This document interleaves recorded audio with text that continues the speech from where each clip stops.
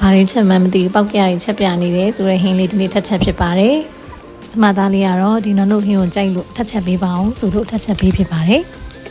ကျမရဲ့ Facebook page မှာတော့ဒီဟင်းလေးကပွဲစုသွားတာပေါ့နော်ချိုးကြလည်းအတက်ဆန်းပြီးတော့မဟုတ်တာတွေရှောက်ချက်တယ်ဆိုပြီးပြောတဲ့လူကလည်းပြောတယ်ချိုးကြတော့လည်း